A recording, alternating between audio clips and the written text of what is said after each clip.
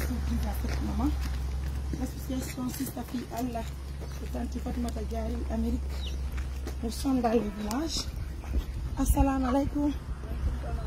On jarama biro. Way fi. Way koy. Kon no ma kete do.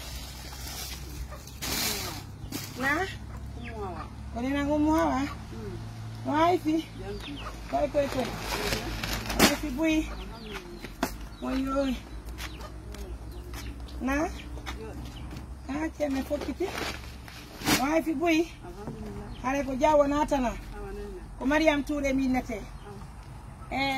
Ko moƴo bere men mari mamu waltotoɗo miskinaɓe e julɓe Allah ɓe aray noon min hayni on ɗo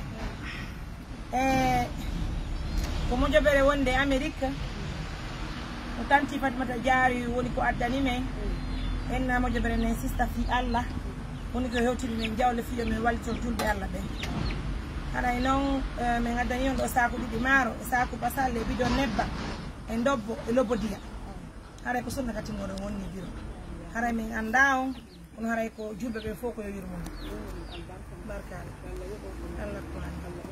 Allah ko barka nani barka moɗon no hay fi ɓay koy suma e yo ko muñagol watta ko wowi ɗon nani barka buy haray ko non woniri haray e nayon hulu haray hunde jokkamo sina duwa e barki nani awa biro meɗen Allah ko barka hayɗo huɓɓude yiite awa huɓɓe nani barka jarama nan nene barka buy Allah jaɓ ko nayi horde ko yettinani e juɗi nani an sadakaji kaɗe fof kadi yo Allah jaɓ yettina nani.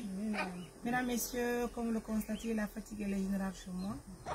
En toute sincérité, on ne peut pas s'asseoir puisqu'il faut forcément accompagner aussi le soutien des partenaires de confiance. Je m'exprime en bon pulaar pour ne pas inquiéter la maman.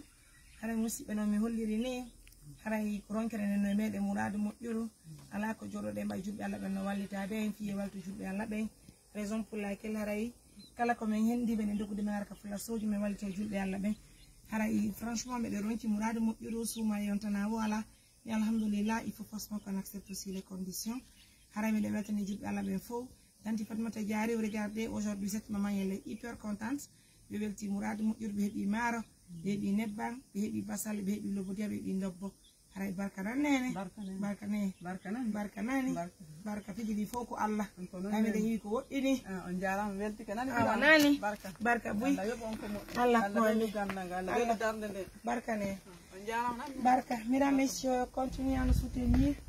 Assistance humanitaire d'urgence sur le terrain. Nous grimpons des montagnes, nous marchons difficilement, nous faisons tout pour satisfaire les personnes vulnérables. Merci pour la confiance, pour l'attention. En tout cas, nous disons grand merci de la fidélité. Nous sommes sur la route de Farana et comme vous le constatez, c'est une maman qui ne nous attendait vraiment pas.